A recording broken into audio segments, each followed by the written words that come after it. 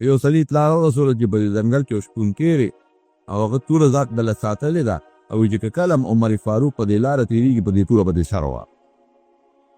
عمر صاحب ما د سر وایي شپونکۍ دی به یو ګور عمر صاحب په باده و د شپې ورپسې لاړ. دا شپونکۍ غریب پروت دی د عمر صاحب په ټوپ یې مری نه کلکه وړي. یو څو موکي یې ووهه زورور شپونکي ورته داسې کوې امیرالمؤمنین دې ته ما وجلې ویل زما څه کار دی چې تا وجلي نه تا ما د توره ساتلې ده. خلک وایي چې د توره ساتلې نو په لاره تېرېږي وایي به ده شپونکي هم څوک و چې امیرالمؤمنین دا زما صحرا زما ده دا ستا نه ده ته پرې شو مدینه ته پوه دا زما ده دا زما د پلار وه هغه پکې ډېرې چیلی سر و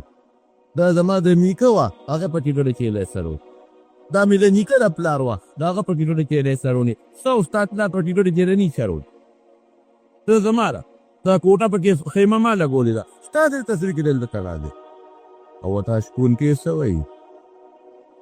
عجیبه خبره ورته وی وی بین الله بیني و بینک وی خدای به زما او ستا میانځ کې الله زما او ستا میانځ کې قیامت ورځ به خبرې کوي اوکې دې اولې نو عمر صاحب زر لاس ته ګرېوان نه وی سوپړه کېدو او څه وایي بس وی معافي غواړم ما زیاتې وکړه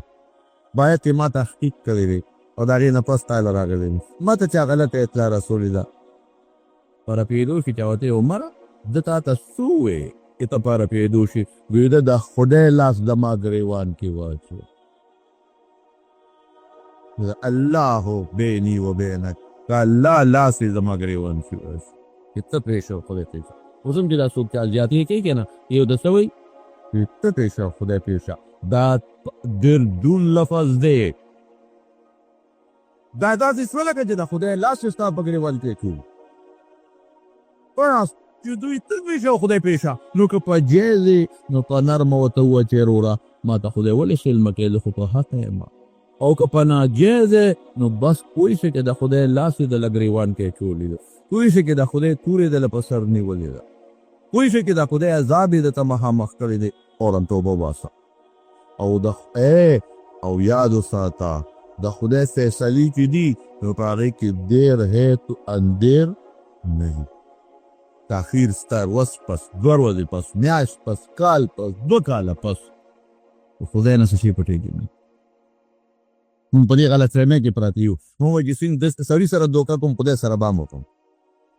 انسان سره به وکړي خدای سره نشي کولی ښځې سره به دوکه وکړي زوی سره به هم دوکه وکړي چې ستا په کور کې اوسېږي قسم په خدای که خدای سره وکړي نو حضرت عمر صاحب شپونکي نه یېرېږم ولې بادشاه خو به سره جنګ وکړي یا به ته مړ کړي یا به تا مړ کړي خو شپونکي دې وجنې نه هغه دله ګرېوان ته د خدای لاس اچوي وروڼو د دې غریبانانو د خیرونه ویېرېږ د دې مظلومانو د خیرونه ویېرېږئ مه کوئ ظلم انسان د ګاونډي د خیرې نه ویېرېږه ظلم مه کوه او که خیال ته نه کوي الله خو ویني که نه ظلم مه کوه ظلم بلکل چې ونه کړې ظلم زیاتې چې تا سره ونه کړې ګرې د خدای لاس په دې غاړه کې پروت زیاتې دې وکړه د خدای توره په دې په سر پکې لټکاوېږي ټیک ده زورور یم هر څه در سره دي ټوپک هم دی قوم هم شته پیسه هم شته بنګله هم شته دولت هم شته ټینک هم شته توپ هم شته لیکن دا ستا ټول طاقتونه د خدای د یو ماشي مقابله قسم دې پروت دي ظلم به نه کوو خطرناک شی دی نو بوډۍ ته څه وایي ورته وایي چې ته ما له راځې نو ته خدای له ولې نه تلې ما ته وایه خدای ته ولې چغه نه وې بوډۍ پوه شوه بوډۍ څه وایي وی الله دا خبرې هم چل غواړي یا الله چې دې بادشاه زما کوټه نړوله نو ته کوم ځای وې ته کوم ځای وې دا ته نه وې دا خبرې هم چل غواړي او یا الله چې که زه بې طاقته ومه نو ستا طاقت څه شو زما طاقت خو نو زه خو بوډۍ که زه وغم نو ما نه شو منې کولی نو خدای که زما طاقت نو ستا هغه څه شو ستا طاقت څه شو خو چې دی ووایي الله جبریل علیه السلام فټافټ راوړېږه هله هله هله هله ورشه شابه شابه شابه شابه شابه دا محل به د بادشاه اوچت کې سره د لیبر او مزدور د بادشاه او ولاو به راوړل د جبیر لاغې سره د هغه بادشاه او د وزیرانو د هغه لښکر او د پروتوکول او د پولیس او د فوج غونډ اوچت که ولاو به راوړل. اتق دعوة المظلوم، د مظلوم د خیرونه به ځان ساتو. فإنه ليس بينها وبين الله حجاب، د مظلوم د خیرو د خدای په منځ کې پرده نشته. او مظلوم ته خدای څه وایي؟ وی صبر کول انصرنک ولو بعده، وی مدد دې کوم که لږ ساعت تاسو به کوم خو کوم. ان الله لیملی الظالم، خدای ظالم له مهلت ورکوي او چې کله یې ونیسي دی نه پرېږدي. مهلت ورکوي پرېږدي، که ډېره ګناه وکړي پرېږدي، ډېره وکړي بیا به نیسم بیا به ورسره کوم. خبره خو معنی لري لاړه، خو د اسلام نوم انصاف دی. د اسلام ډېرې شعبې دي، یو شعبه انصاف. زه لمونځ هم کوم، د روژې هم نیسم، زه تهجد هم کوم، زه تسبیح هم مثلا، خو زه فکر هم کوم اسلام نه بار یم، څه ناشتې بار یم، پوره دننه نه یم. ادخلوا فی السلم کافه، د سر ویښتنه والا تر نوکه پورې په اسلام کې درنشه. حضرت عمر فاروق رضی الله عنه زمانه کې یو بادشاه د روم راغی، جبله نوم یو مسلمان شو. حضرت عمر فاروق رضی الله عنه هغه له ډېر لوی اهمیت ورکړ، که دې بادشاه راغی مسلمان شو. هغه د دې کې عمر وپوزه له سره خپله ځم ډېره ښه ده. حضرت عمر صاحب ورته خپله د مدینې نه مکې ته لاړ عمرې له. خو لنګ یې وایي په عمره کې لنګونه دي، لګیا دي طواف کې د بیت الله. عمر صاحب دونه اهمیت وله ورکړ چې د حد نه وتو پورې چې دا صاحب بادشاه د روم راغلی دی مسلمان شوی، دله ډېر پروتوکول ورکول پکار. یو ځای ورسره لګیا دی طواف کې، چې ته په طواف کې دی یو باندیسي سړي خپه د په لنګ راله، او چې څنګه هغه باندیسي په خپه کې خو د هغه قدم واغېست لنګ ته یې لاندې وغورځېد. د هغې جبله بادشاه نه هغه زر لنګ روکیت کو، او چې څپې روکیته کړه بیت الله په خوا کې چې کش کو باندیسي په دا مخ و لنګ دې رانه وغورځېد.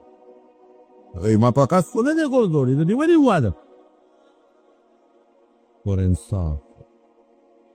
فوراً باندې سیلاب.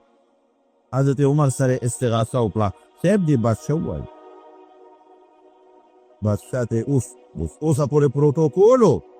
اوسه پورې ډوډۍ دي، اوسه پورې په ګډان چیلي خوري، اوسه پورې د مدینې نه ورسره پیاده را روان دي په اوښ باندې، او صاحب مزل ورسره کوي چې دا بادشاه مسلمان ته وي چې دی خوشحاله. اوس انصاف راغی، اوس ظلم راغی،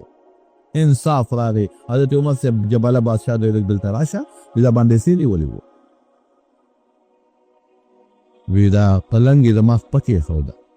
هلکه قصدن دې خیر نه قسم دې که مې قصدن ایښي. تا جبله قصدن ایښې ده؟ وی نه نه قصدن خو یې نه دی ایښې، ما سره ستلان لیکه دشمني خو یې نه وه، خو زما یې لنګ وغورځو.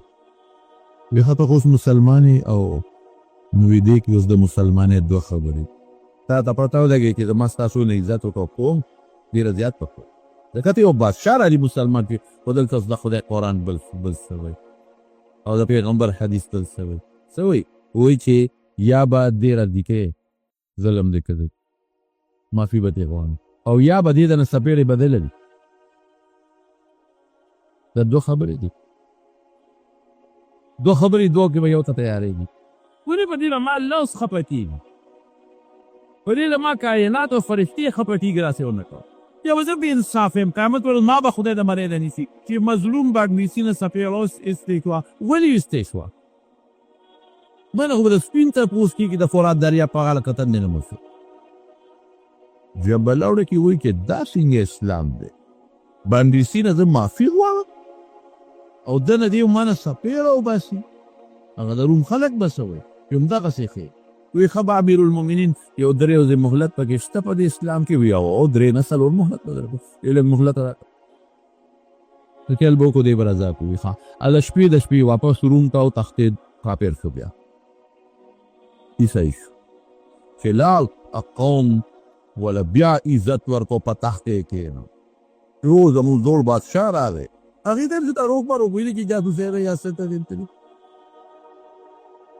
حضرت عمر سے تجاوز کیا خبیث ہو تحت هغه بدی اسلام پرې کو مرتد شو یته څه زمانه پس د مدینه منورې نه خلک تلیو روم ته مسلمانان هغه جبله بادشاه ته خبر چې مسلمانان راغلي دي وی دغه چې کوم مشر دی هغه راوغواړي چې مشر صحابي ورته پیش شو د دې تاسو کې مسلمانان څنګه دي عمر څنګه دي خدي ما پیژنې وینا تاج ماجه وتا خو دا به جبله ما او نیک بخت اسلام دې تر خو پس را لې اوس څنګه محسوسه اسلام کې د لسلو لسلو تیر کړي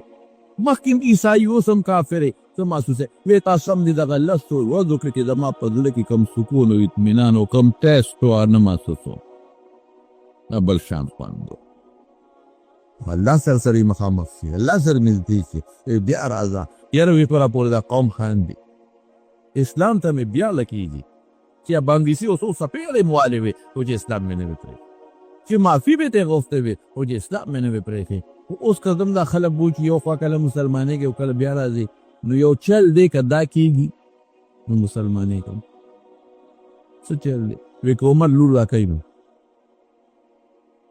د زه به خلکو ته به وایم چې عمر غوندې بادشاه لور راکړه ځکه مسلمان صحابیو ته که زما په لور د کار کېږي اوس پیدا کړه او که د عمر لور یې خو د مې اختیار کې نه زه لاړ به شم مدینې ته تپوس به ترې وکړم وایي لاړ شه که عمر لور راکوي بس بیا راځه زه سره ځم بیا مسلمان یم لمې کېږي اسلام ته خدا به یو بانه جوړه شي خلک به پرې غور نه به پرې خلاص شي یا راغی حضرت عمر فاروق رضی الله عنه ته یې وویل وایي صاحب هغه جبله مې ولیده بادشاه درو ها خو دا شرط لګوي چې که د عمر لوی او ما له لور راکوي مسلمانېږم تا ورته څه ووایي ما که زما لوري اوس پیدا کړم ټول اختیار کې نه ده خو د عمر لور خو زما اختیار کې نه ده یا د خدای بنده یا د خدای بنده ورکړې به یې د ما لور به دې ورکړې د یو کافر چې مسلمانېږي که د هغه د اسلام نه د عمر په سوونو زرګونو لور هم قربان کړي نو خیر دی خو که دې خدای مسلمان زر ده شبه دې غریبي په آس سور کړ واپس روم ته لاړه خو پیاده مزلې وې چې لاړ غوغا و چیغې وې اله ګوله وه وایي دا اله ګوله سره وایي دا هغه جبله مړ شوی دی بس اسلامي په قسمت کې بنیاد د خبرې عدل او انصاف یو د بادشاه کار نه دی ښه بادشاه په خپل ځای به عدل انصاف کوي وزیر به په خپل ماحول کې په خپل ذمه دارۍ کې عدل او انصاف کوي تامدار به په خپله ذمه دارۍ کې عدل او انصاف کوي ډي سي به په خپله ذمه دارۍ کې عدل او انصاف کوي ایس پي به په خپل ماحول کې عدل او انصاف کوي لیکن د کور مشر او سربراه به په خپله ذمه دارۍ کې عدل او انصاف کوي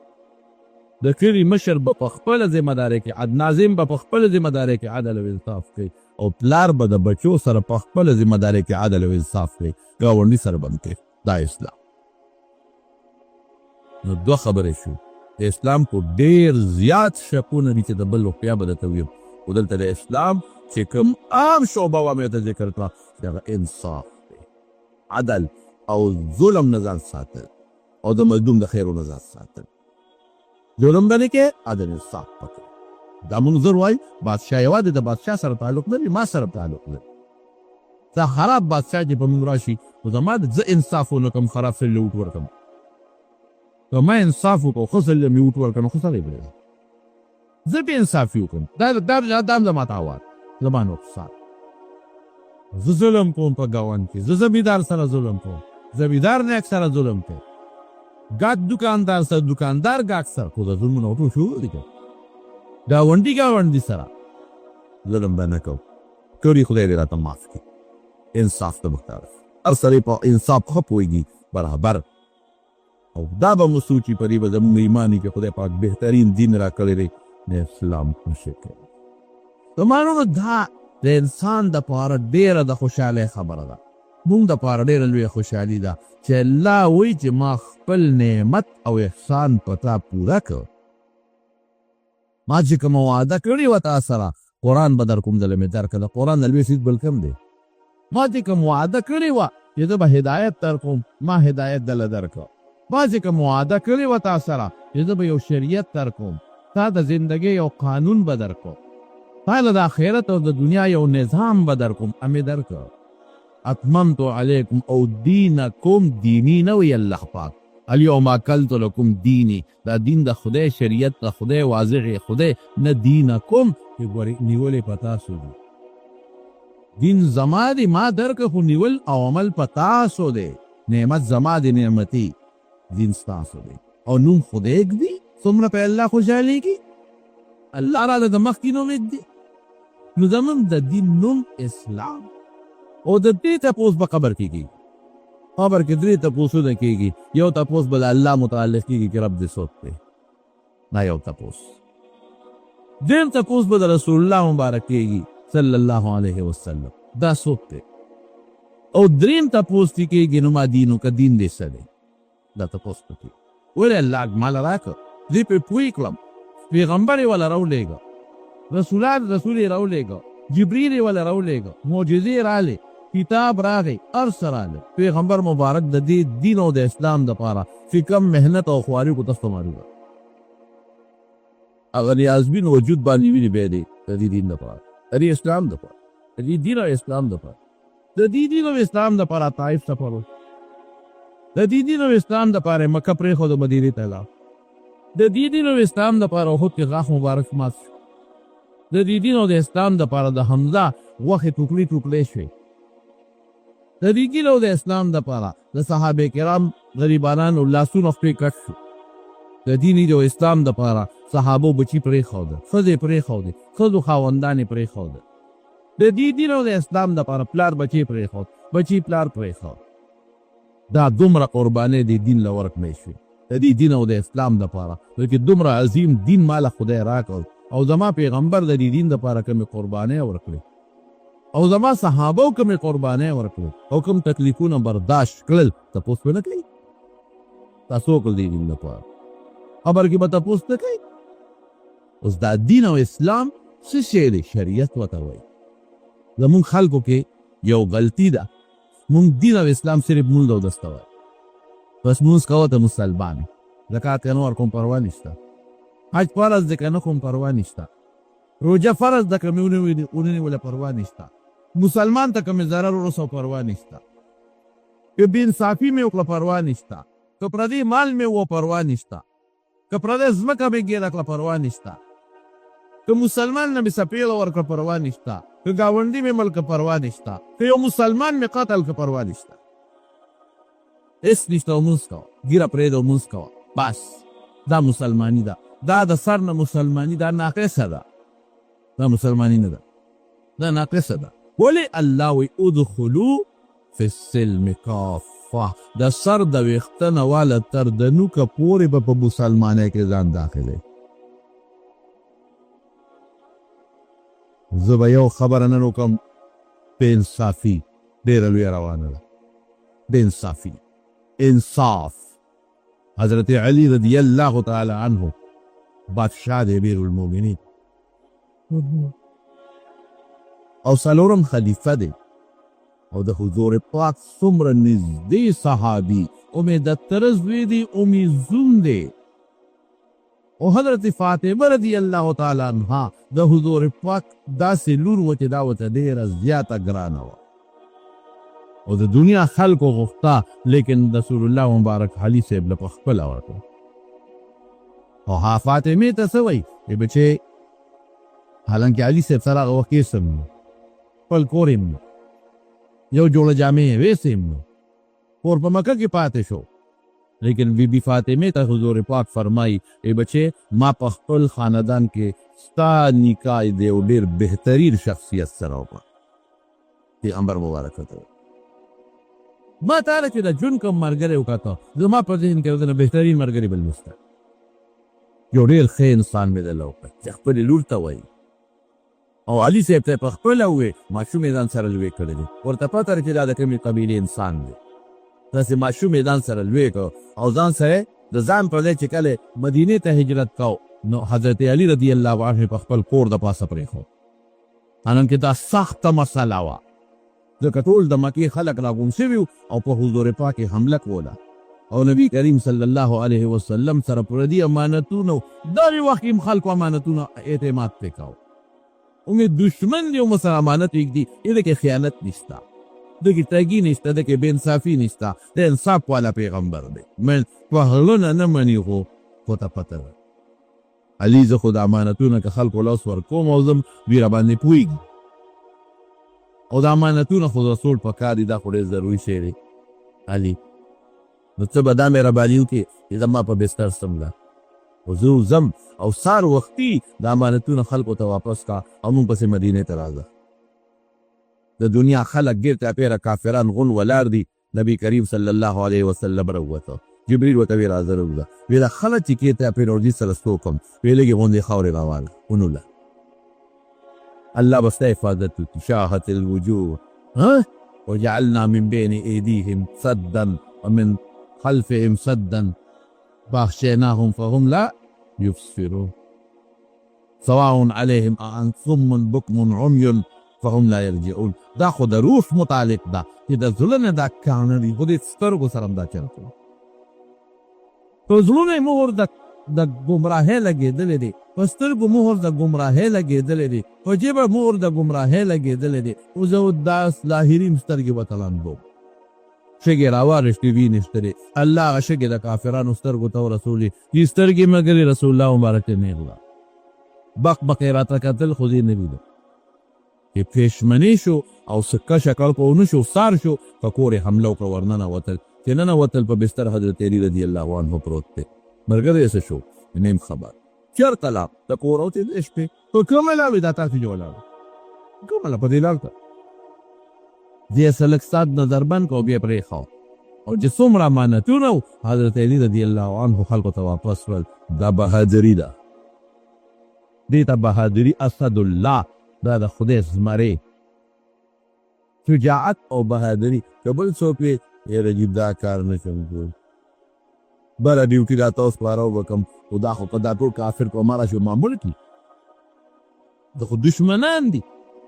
هغه علي رضی الله عنه رسول الله مبارک څونه خوښ دی. دغه علي صاحب بادشاه دی، امیر المؤمنین دی. یو یهودي ته زغره اغشتې وه او زغره کې د یو پولیس افسر نه څوک والي رښتیا ووایه نو هغه عدالت ته دی پولیس ولیږي ورشي او څو څپېړي وو افسر خو څه کوي یو ایسائی یا یو ایس ایچ او یا یو د تعلیم محرر یا یو اولدار هغه نه به څوک څنګه یو شی لاندې هغه عدالت ته نه ځي هغه ورشي ورشه ونیسه یو پنځه شپږ څپېړې مو ارام واله او شی هم ترې واخله یا د کلي د یو مشر نه د یو ملک نه د یو نیک نه د یو مالدار نه هغه عدالت ته څه کوي عدالت خو کمزورې سړی وي دا مې د خپې ارتی شو دا د خپې تنګې شو دا د ماسخوتن شو دا د مازدیګر شوه مصیبت دا دی زموږ یو جوړی 20 کاله اګوندي هیڅ یو جوړه واغوندي دوباره نه اچوي دا خلکو لیدلې ده دا بل غم دی ولیده څه شو کاپېره شوه څه هغې له صیب اوس دبي موړل غواړي او هغې له موټر هم پکار دی شادي حال ته تلل غواړي او هغې له ماشومانو له جینکول او ښځې له پنځه شپږ جوړې جامې هم کول غواړي او چپل او کیلې هم کول غواړي چې افلا به دا پیدا کړي او که نه پیدا کړي نو خامخا به پیدا کړي سړي واده وکړه واده نه پس ښځې ورته وایي دا راوړه هغه دا د حق به ودرېده وایي دا پکې سي دا خو پکې نشته نشته څه ته وایي دا د ټول منلي دي دا جامې او کیلې او دا هر څه دې منلي دي په لویه جرګه کې دې منلي دي قسم دی که ما ته خو چا دا ویلي چې باټینګل به هم راوړې غوړي به هم راوړې چیني به هم راوړې جامې به هم راوړې پی به هم راوړې بالښت جوړه به هم راوړې قسم دی که تاسو ویلي د نکاح په وخت ما تاسو وی قبوله کړې وه قبوله کړې ده ما وی او قبوله کړې وه قبوله کړې ده بیخ دي ده دې کې دا هر څه پراته وي دې ټکي کې دننه هر شی دننه پروت دی لکه پایو کې چې شمله هم پرته پټه تا ته نه ښکاري کوچ هم پکې پراته دي خو درته نه ښکاري غوړي هم پکې پراته دي خو درته نه ښکاري اوبه هم پکې پراته دي خو درته نه ښکاري سپین رنګ هم پکې پروت دی داسې پکې هر څه پراته دي اسلام ته سرداره جوړه کوي ډډهوا بالښته او خاوند ته اډه راکوو چې څه دې بېدل وکړو خو تنخوا پکې نه دی ته به سړو سره یو ځای څنګ په څنګ په جدونو کې نوکرۍ نه کوې تو په دفترونو کې سړو سره څنګ په څنګ نوکرۍ نه کوې خاوند پیشه په تاپړ دی له بیروړي اسلام کې انصاف بل دین کې نشته انصاف بل مذهب کې نشته انصاف بهر کیف علي صاحب ته وایي چې حسن ګوي خو د پلار د زوی د پلار دپاره نه قبلي او یو ګواه دی یهودي له به قسم ورکړو ډېره ښه ده یهودي ته وایي قسم وخوره چې دا زغره ستا ده یهودي وی ښه انصاف زه قسم وخورم زغره به زما شي او که ته قسم خورې نو زغره به ستا شي یهودي ورته وی چې ښه دا انصاف و دا اسلام دا خو امیر المؤمنین دی بل مذهب کې خو د بادشاه نه خوري زغره پورته کړي او دا انصاف کې ده زوی ګوی یې بوله نه قبلې او زغره ماله راکېدو قسم هم زما شوه بس بس بس بس زغره د ریالي صاحب ده ښه یهودي وایي ما غلطي کړې ده او زغره به خپل کار کوي د دې دین نه او د دې اسلام نه قربان دې اسلام کې داخلېدل غواړم دا انصاف والا اسلام چې د یهودي مو ما سره امیر المؤمنین برابر شو او اتتیم یهودي کلمه شهادت وي او خدای پاک مسلم حضرت علي صاحب ورته وی بچې زغره خو زما ده تا مو منل چې زما ده او ته ایمان وروړ اسلام دې وروړو دا د اسلام په زیري کې ستا شو دا انصاف دی که اسلام دی ته وایي انصاف مونږ خو چې څومره مالداریږي او څومره د طاقت خاوند کیږي نو بل سره ظلم ظلم ظلم او دام لهل کې واچوه نبی کریم صلی الله علیه وسلم فرمایي اتق دعوة المظلوم یو ځل حضرت جبریل علیه السلام راغی رسول الله مبارک له نو د حضرت جبریل علیه السلام په دې مخ کې لږ د خفګان اثراتو انسانی شکل کې نو حضور پاک تپوسو کې جبریل زه پریشان غوندې نه وی الله رسول یم ولې وینن ما ته خدای وی چې دوزخونه وګوره نو ما دوزخونه وکتل نو خپه شوم ډېر دې ته هم د خدای بعضې بندګان دننه کېږي نو جبریل دوزخونه که دوزخه وی نه اووه دوزخه دي اووه دوزخه دي یو بل د پاسه دي الله رسوله یو لاندې طبقه یو بره بره بره بره بره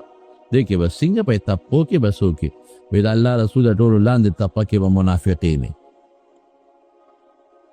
ان المنافقین لفی الدرک الاسفل من النار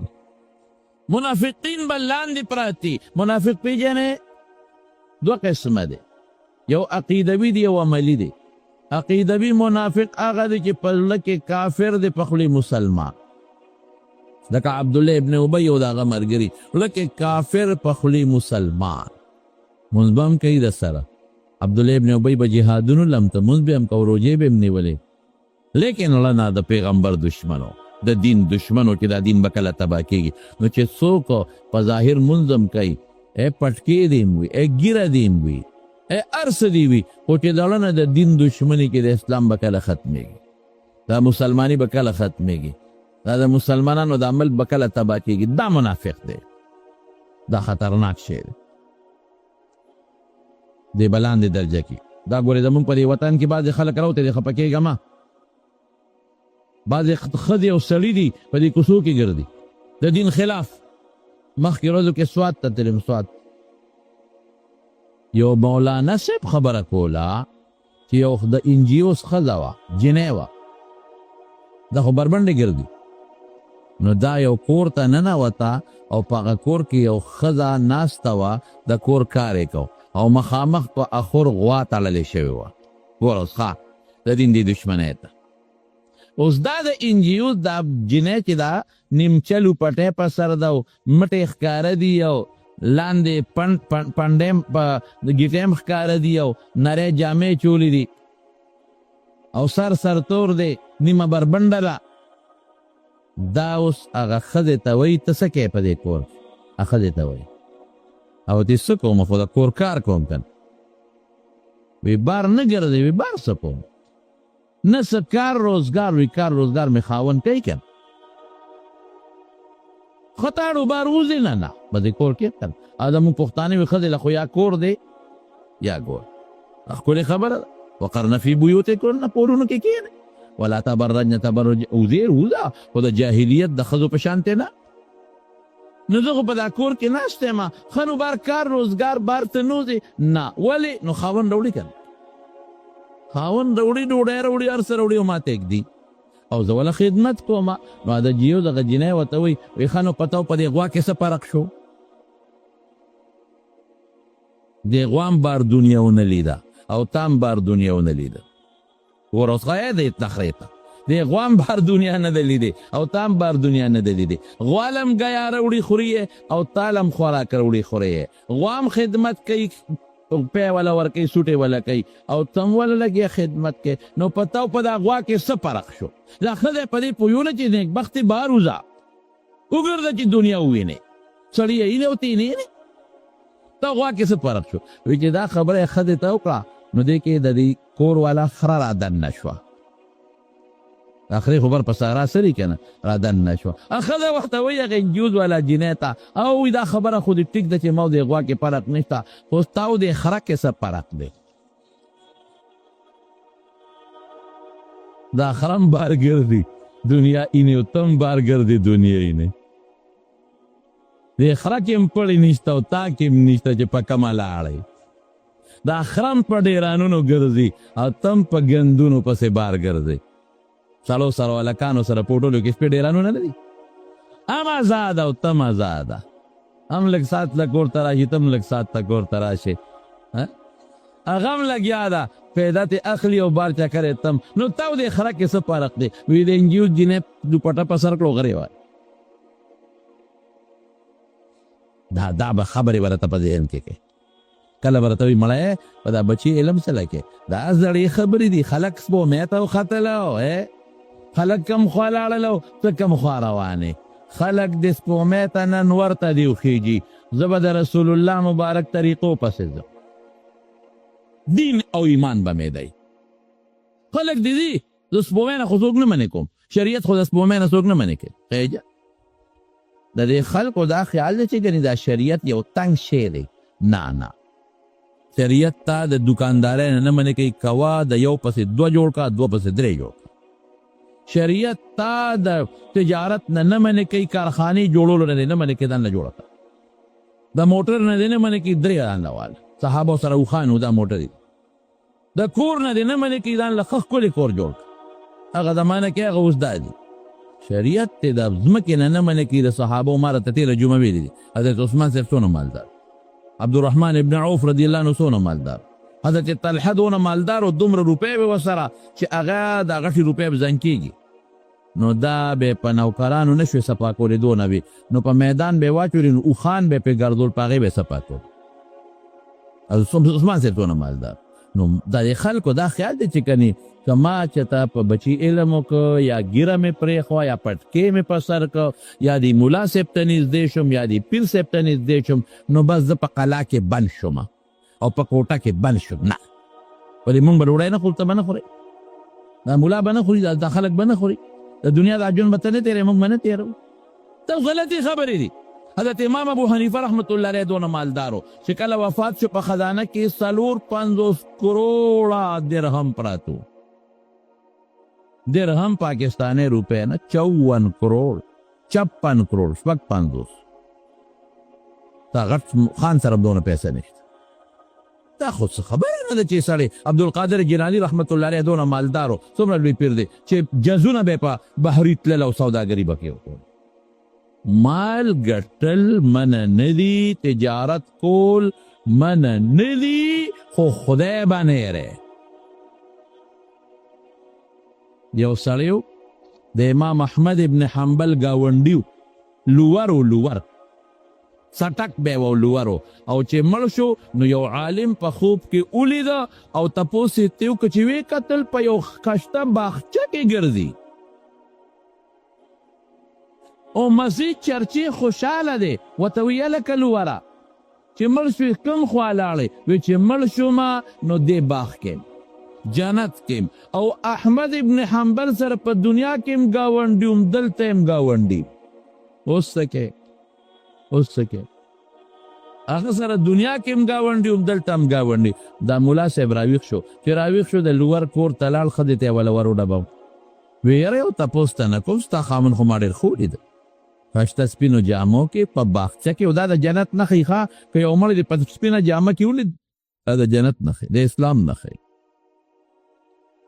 برقه ابن نوفل متعلق اخو هغه زمانه کې مړو چې کومه زمانه کې لا حضور پاک ته د دعوت ذکر نور راغلی چې خلکو ته ووایي چې ایمان راوړی. نو خدیجې رضی الله عنها دې تپوس وکړو وی الله رسوله ورقه خدا ویلي چې که زه جمدې پاتې شم او ته خلکو د وطن نه استې مدد به دې کو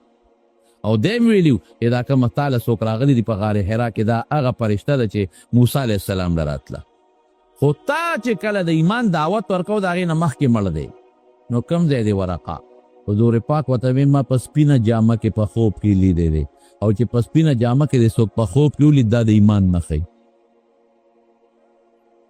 نو هغه ملا صاحب هغه ښځې ته یې وایي د لور وی ستا د خاوند څه عمل کو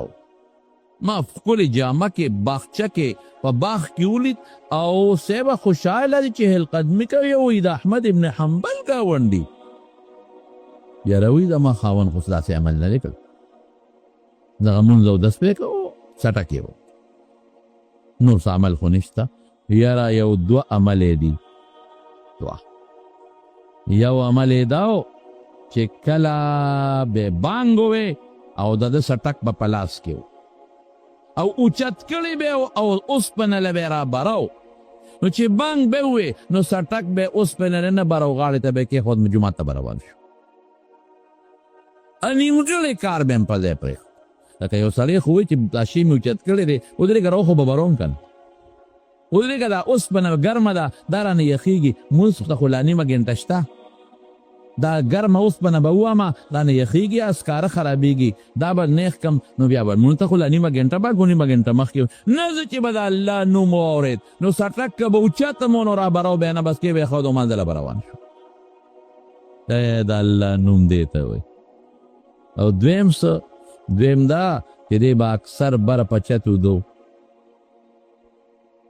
امام احمد ابن حنبل به هلته ودو خپل کور کې نو ده ته به ښکارېده نو ده به وي یا الله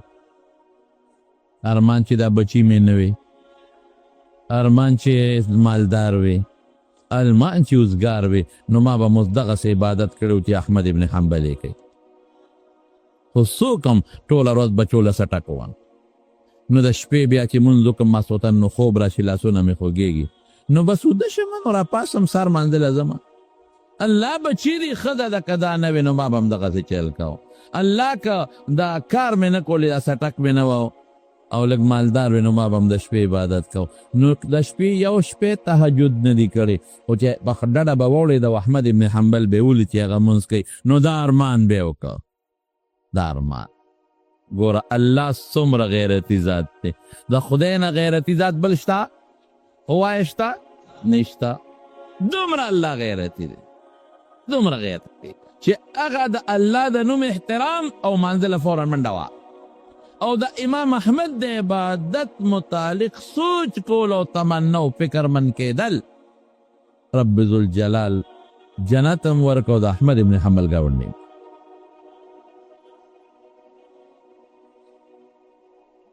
په هر کیف نو څوک به راته دا وایي دا مولیا دا خلک زړو ته رسوي هلکه ملا دې نه منې چې دین تنګ تروش نه دی خپل عبادت کوه تجارت کوه زمینداریم کوه او بخورلم دار خو چې بانګ ووایي او درته آواز وشو الله اکبر او درته وایي چې حی علی الصلاه باس دی وخت کې که ستا د زرګونو روپو هم تاوان کېږي نو هغه تاوان نه ځان بچ که دکان جرنده کا خو زه په منډه او بخور دی او بلې په خوشې کا په باړې بلې باړې ته سورې وکړه چې بل خوا زه مانځنه بس زه خدای اواز درته د الله د طرف نه شو ژبه د مؤذن ده ژبه د بنده ده ژبه د نیازلي ده ژبه د زید عمر بکر ده خو اواز د چا د طرف نه دی الله نه دا نماینده دی د خدای ګورې پټې خبرې ته سوچ کوم دی کې ډېر لوی کمالات دي دا نمایندره ده خدای حی علی الصلاة منزل راځه شابه او حی علی الفلاح هو قد افلح من تزکا او چې تا کومه کامیابی غواړې هغې له راځه منډه وه منزلت د خدای د نوم احترام وکړه د خدای د نوم احترام وکړه منځ ته ودرېږه نو مونږ څوک نه منې کوو افسرم شه ډایرکټرم جوړ شه ډاکټر دې م زوی جوړ کا انجینیر دې م زوی جوړ کا کارخانم جوړه کا لس موټرې والا لس بنگلې جوړې که نه منې کوو شریعت نه منې کوي خو الله مه هېروه منځ مه هېروه خدای مه هېروه نو جبریل علیه السلام نبی علیه السلام ته وایي چې لاندې کومه درجه ده او طبقه ده